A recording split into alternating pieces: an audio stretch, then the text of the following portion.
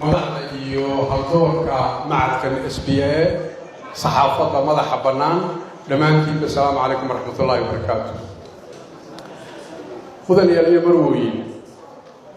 mowduuca caawa lagaga marti qaaday madashan ee ah isbeddelada geeska Afrika ka socda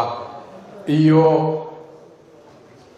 danaynta dowladaha Carbeed geeska Afrika ama dunidu danaynayso saameyn intee leeg bay Soomaaliland ku leedahay doorkeeday ka ciyaari kartaa si aan arrintaa xoogaa u dulmuro muddo 30 daqiiqo ah waxaynu u baahannahay inaan hadalkayga mucdiisa abaaro inaan muuqaalka geeska Afrika yar taabto waxaan isu taagi doonaa caqabadaha iyo culaysyada geeska Afrika ka jira intaynaan isbeddelada u gelin ka socdaan waxaynu u baahannahay inaynu dhinaca kalena milicsano fursadaha xambaarsan yididiilada iyo yuhuunta nololeed ee aynu ka faa'iidaysan karno waxaynu u baahannahay inaynu isdul taagno danaha geeska Afrika dunidu ka leedahay dowladaha damacu dabada ka wado si gaara waxaynu u baahannahay inaynu farta ku fiiqno waddamada gacanka Carbeed danaha ay meesha ka leeyihiin Somaliland maxay iyadu dan leedahay waxaynu isdul taagi doonaa waa ujeedooyinkii laga lahaa ballaarinta dekadda berbera maalgelintii ballaarinta dekadda berbera iyo saldhigga militariga waxaynu isdul taagi doonaa dabaylahan isbeddelaya iyo ee geeska Afrika ka socda saameyn taban mise toogan bay Somaliland ku leeyihiin heshiiska waxaynu isdul taagi doonaa Ethiopia iyo Eritrea waxaynu isdul taagi doonaa gunaanadka dareemadii saldhigga militari ka soo baxay markii aan dowladda Imaaraadka siinay gaar ahaan dalka Ethiopia galay sidee baa loo daweeyey waxaan ku soo xidhi doonaa arrinta la xidhiidha mashaariicda horumarinta iyo maalgelinta jidka Somaliland qaaday Soomaaliya way la dagaalamaysaa waa maxay sababtu iyaguna kuwa kale wata iyo ugu dambayn waa maxay fariintaan doonayaa inaan aqoonyahanka Somaliland soo gudbiyaa intaas baan ku soo ururin doonaa muuqaalka geeska Afrika markaan ku horeeyo geesku wuxuu the Great Horn of Africa geesku wuxuu ka kooban yahay 9 dal 8 dal oo aqoonsi haysta caalamiya waa waddanka Kenya Uganda South Sudan Ethiopia Sudan Eritrea Djibouti Somaliland iyo Soomaaliya 9 dal ka kooban yahay bulshada ku dhaqan waxa lagu qiyaasaa 200 oo milyan oo qof baa lagu qiyaasaa bulshada boqolkiiba 50 waxay ku nool yihiin waxa la yiraahdo before the poverty line below the poverty line kala badhba in ka badan faqri ku nool marka la eego noloshooda boqolkiiba 15 milyan 115 milyan oo labada boqol ka mid waa beeraley waxay ku nool yihiin dhul masaaxadiisu leeyahay 4 milyan iyo 500 oo kilomitir square wuxuu u dhigmaa dunida horumartay ee laga bartay xadaaradii warshaduhu ka bilaabantay galbeedka Yurub la yiraahdo waa wadamada Ingiriiska Faransiiska Portugiiska Isbaanishka Talyaaniga Malta Netherlands Belgium Germany Luxembourg Finland Norway Denmark Sweden Australia iyo Switzerland intaas dhulka intaa leh qiyaas maaha dhul yar marka inta aan ka imaado culaysyada geeska Afrika iyo caqabadaha yaala ma yara tan iyo dagaalkii qabooba markii laga soo dunidu ka soo doogtay 1990kii oo waqti adag ku ahaa geeska Afrika waxaa ragaadiyay colaado xasuuqiyo fara badan oo ka dhacay dagaallo sokeeye waddankaas Uganda waxaa ka dhacay xasuuq xilligii 72kii ilaa 85kii Idi Amin Data xilligii xukumayay waxaa ku dhintay muddadaas ilaa iyo nus milyan in ku dhow Rwanda wixii ka dhacay weynoogay 94kii 1 milyan oo bini'aadan in ku dhow baa ku dhimatay South Sudan weynoogay colaadii sokeeye ee hadheeyay ee kalifay labadii dalino dalkii Afrika ugu weyna inuu kala go'o oo laba daloolo dhinac noqdo daloolo South Africa noqdo labadii kun iyo koob iyo tobankii Ethiopia colaado badan baa ka dhacay xilligii dawladii militariga ee Dergiga Mengistu Haile Mariam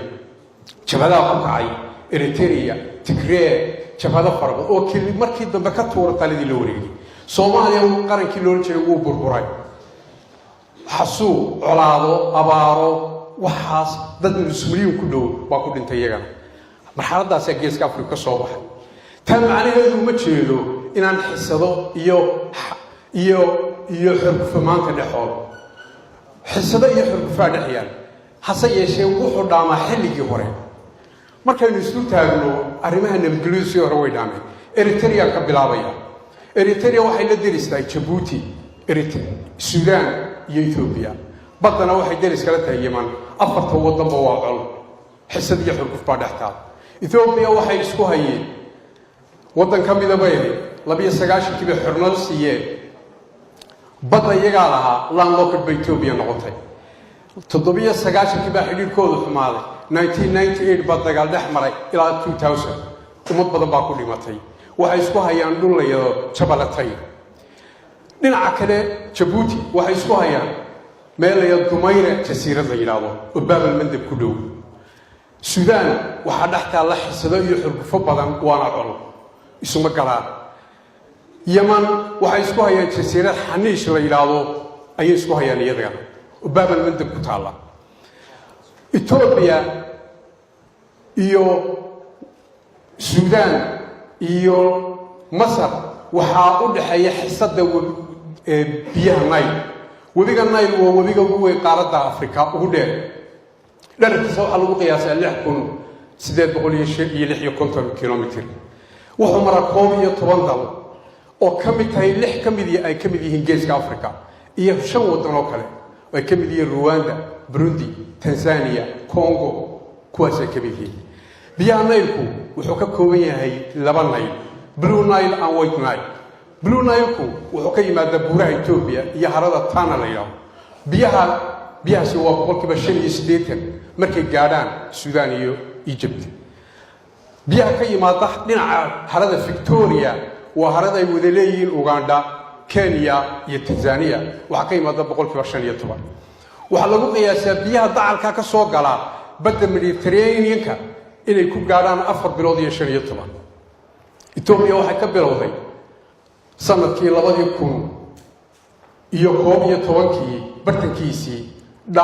Grand Dam Ethiopian Grand Dam la yiraahdo oo ku dhow xuduudda Sudan 50 mitir waxay u aragtay inay uga baahan tahay dhaqaalaheeda koraya inay dab hesho ay ka dhaliso biyaha badda ku shubmaya waxa cabirkiisu dhaamka dhan yahay baa la sheegaa 1800 oo kilomitir oo isku weera biyaha ay ku kaydin doonaan 6000 oo megawatt baa lagu qiyaasaa anta xurguf way baa ka soo baxday wadanka Masar iyo Sudan noloshoodu waxa weeye waa biyaha boqolkiiba 90 bulshada ku dhaqan Masaaridahi waxay degaan webiga dacaladiisa meesha dalta area la yiraahdo waxay u arkeen in noloshoodii la jarayo geeri bay u arkeen qalalaasa waxay ku beegnayd xilligii kacdoonadii wadamada Carbeed oo wadamada Carbeed mashquul badan ay ahaayeen Ethiopia may ogeysi Sudan iyo Egypt arinta hase yeeshee 2010kii bilowgiisii January shir intaba ka dhacay Uganda waxay isugu yimid 6 dal ee dhinaca koonfurta xiga oo ay ka mid tahay Ethiopia shirka way qaadaceen Egypt iyo Sudan heshiis bay ku gaadheen heshiisyadaas waxay tirtirayeen heshiisyadii hore Masar leverage-ka u siinayay ee biyaha badan loo ogolaanayay iyo inaan dhaamo laga qodin Uganda dhinaca kale waxay ka wadaa dhaamo arinta waxaan aad ugu sharax badan uga bixinayaa dimensionska siyaasadeed nabadgelyo ee qaarad geeska gobolka geeska Afrika ku gadaaman in aqoonyahanka Soomaaliland si fiican u fahmaan mushkiladaha geeska yaala ma qadiyada Soomaaliland iyo xuquuqda Soomaaliya dhaxta waynu iman doonaa waa kamid laakiin dimensions badan ayaa geeska iyo caqabado badan baa yaala Sudan qarnimadeedu way hantaaqday dagaalo sokeeye ayaa hareeyay Soomaaliya dagaalo ka dhacayay dowlad aan baa ka jirtay الشباب يدقالذي وإلى يمانت التاجب بينهم Soomaaliya iyo Somaliland isuma galaan xurguf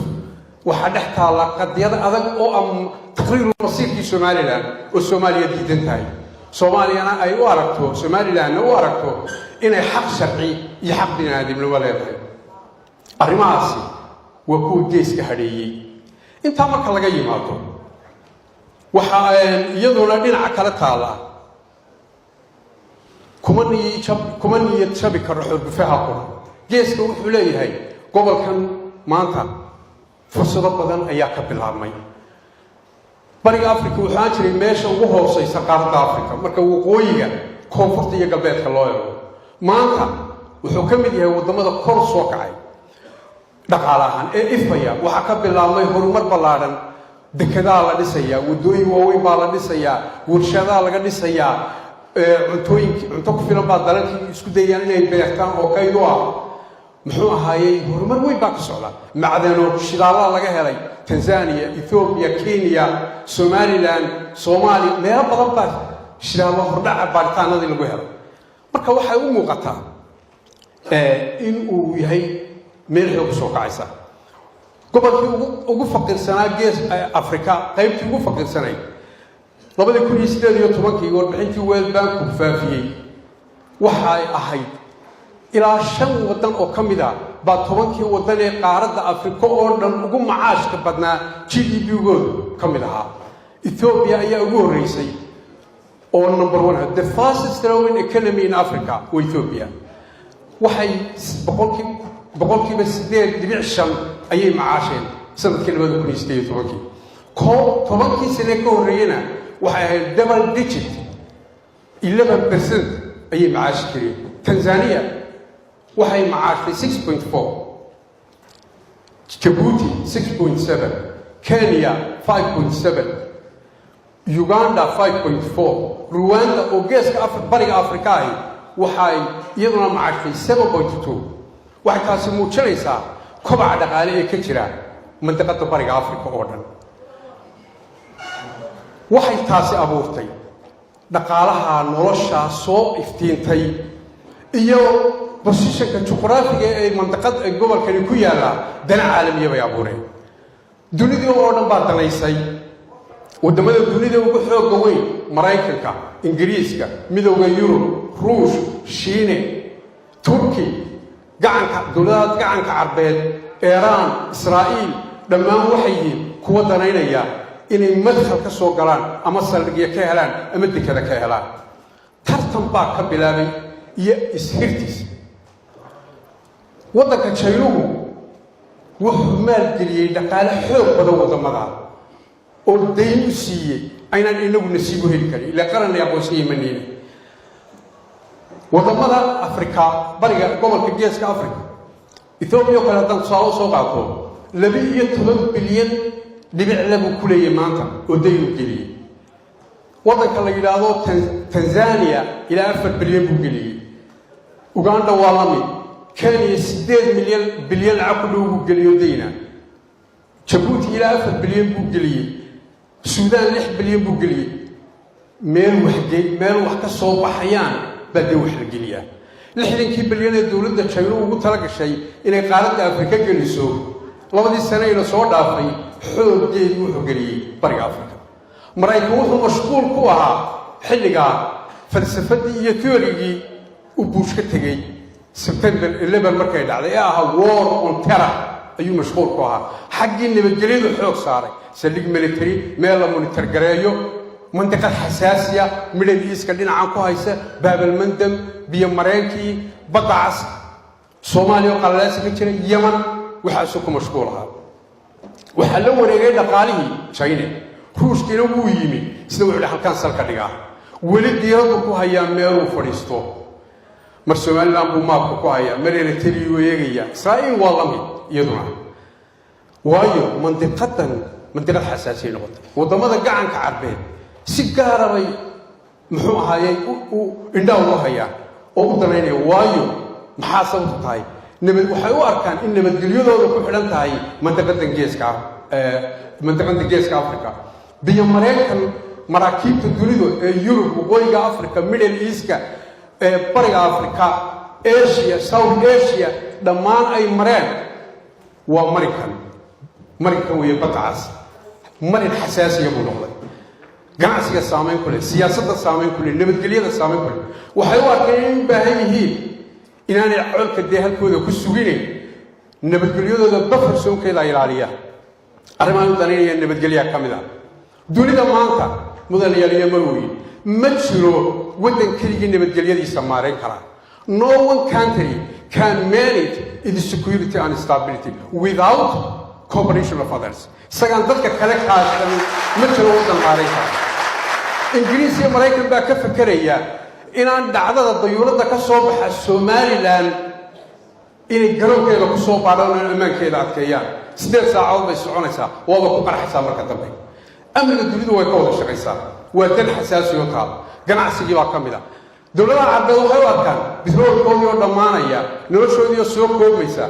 dhaqaalo badanna way hayaan waxay doonayaan inay investment ku sameeyaan qaaradan dihiina africa oo la doobaan china iyo kuwa kale waxaa soo baxay wadamo badan oo brics wadamada lee waa u qasheen waa brazil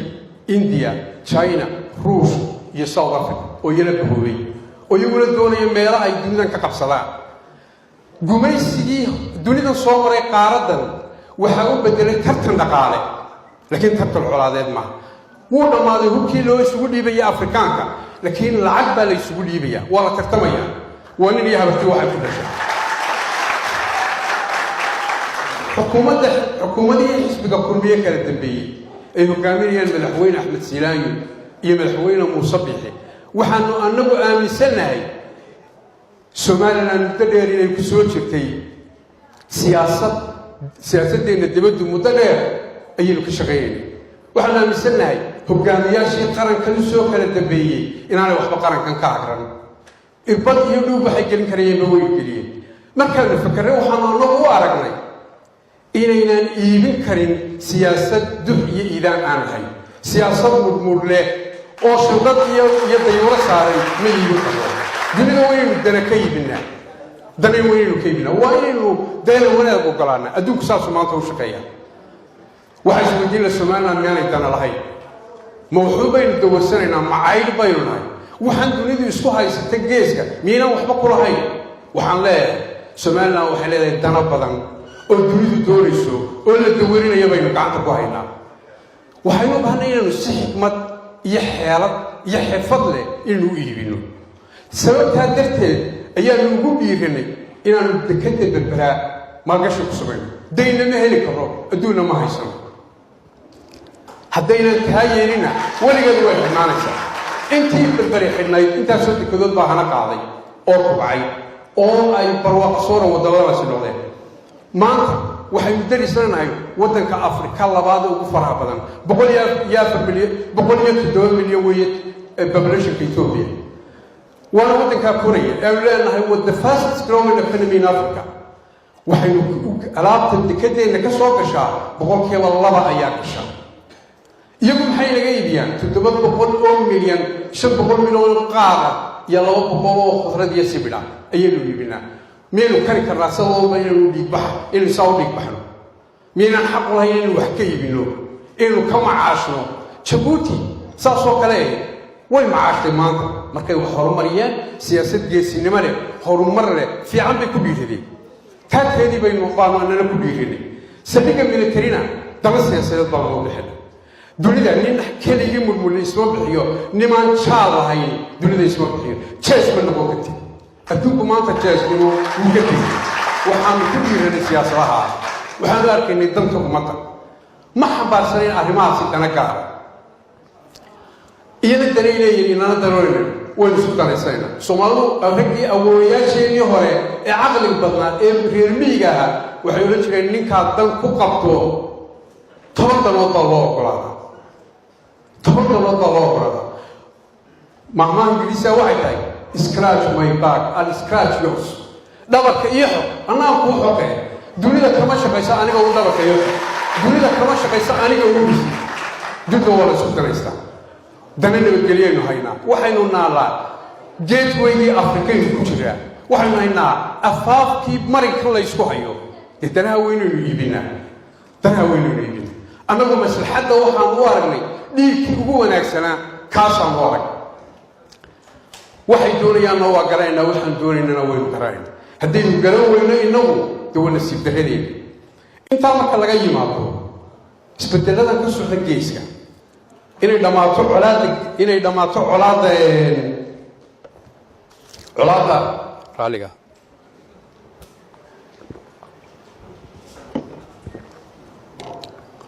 xisadaha iyo xurgufaha geeska ka jira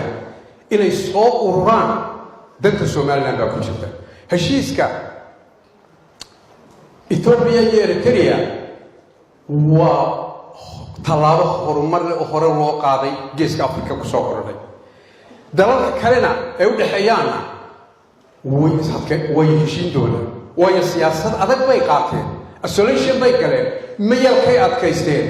waxayna tiina ku mitida waxay u muuqaal ekaadeen north kuuriyadii muxuu ahaayey asia oo kale duruuf adag baa ku kaliftay markii la garbiyey danbay sidaa bideen way tashadeen iskama dhicina talay bideen arrimaha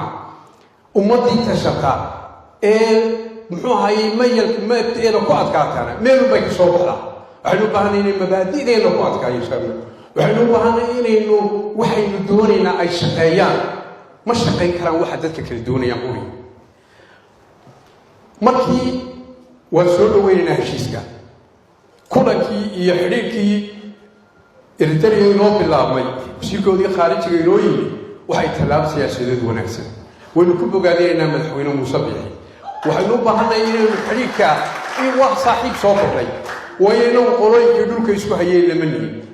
dameeraheennuba isba gaadheen waxaynu inagu dee saaxiib dhow oo xeegaana la ahay waddanka etoobiya waxaana qabaa inay sax ahayd siyaasadda aynu markii ay halkaa gaadhay aynu xeegaanta etoobiya la ahay xad ma lihin ganacsi nagama dhexeeyo danbay ahayd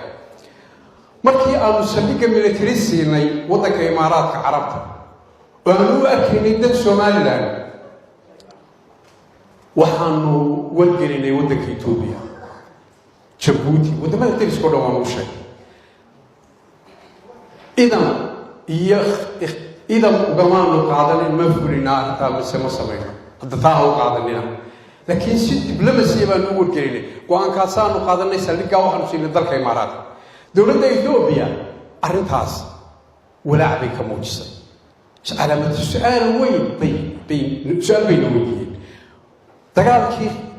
dee geeska iyo xurgufiisina wayaala war waddankan casab ka samaystay eritrea oo aanu colnahay degay ee saldhigga military ka samaystay 2015 bartankiisii dagaalkii yaman baa ku qasbay markii ay dowladda jabuuti khilaafad soo dhex galay waxay u guureen casab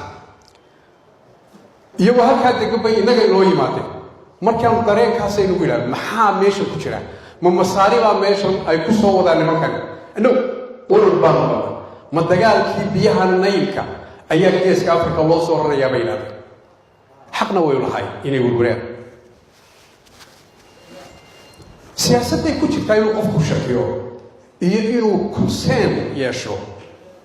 waanu niyad samaysinay waanu war annagu idinkaa geelayagu wada daaqa innagaana jaal ah halkan col idinku qarin mayno goshayaduna laba col ma qaado laba col goshayadu ma qaadi karto qolo sidaa u nacasiyaa ma nihin laba ninoo isdoonayo cola gogashayada iyo gurigayaga kuma wada hayn karo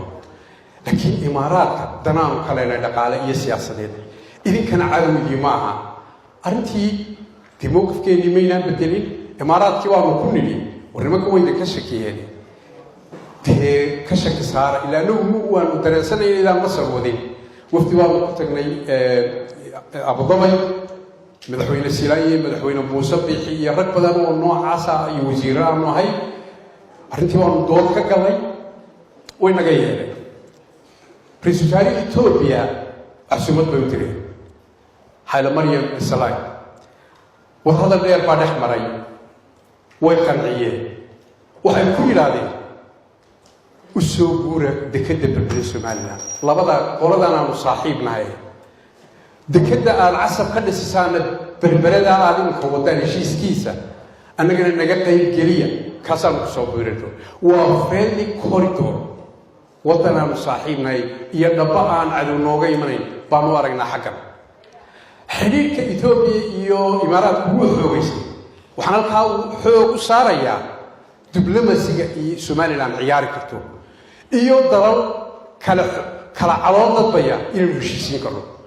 مدير كذي 6 بليون دولار ودينا أي إمارات كسي إثيوبيا وهو كشف إمك سجى سعودي عربي يمريكو هشيس كإريتريا إثيوبيا behind the scene بياهاي وحنا دولي ده لقى شيء دي مجرو عرنا معها دولي ده ولا يسودوي ولا يسودشي لا دولي بس كتصور شوية وعنيها وقصوا على وحوي أرتاح له صيام ومن هناك ذفريا ظروفها إيوس بدلنا وين كفاية سكر الحركة الله بركة وحين دقيقين قدام باي لو جرا إنجليزي سفرنتو أو economic integration قارتنا كدعو إيو movement of people دم باي نجي لو جرا إنك كلا قوضونك يعول هذا أيام تجي لو جرا وحن لا نهاي دبلوماسي بينو كعياري كرا صاحب بدل أيام نسمي سكر كارد بدل نوين هنا وحنو بهنا أقوياء كوضن كني إن وأرتدى فهمه وكل يجدو وإن قبل وإنه يسوق صفريسا أون كيميل وحكينا هجاميه هو مرد معين ودقاتي أنا نقول لتشين بول أول أنا يودقاتي أما كنت أقول سوري أما أوران جيبي إنه بينا كورن والله بصيا والله داعية وحبالة حراشية وعذرب شوي كودها أو بان إلا قبره وحصور رنيا فرين تيدا أم برشة السوماليين وتشيدين يلتي بعض بيجونا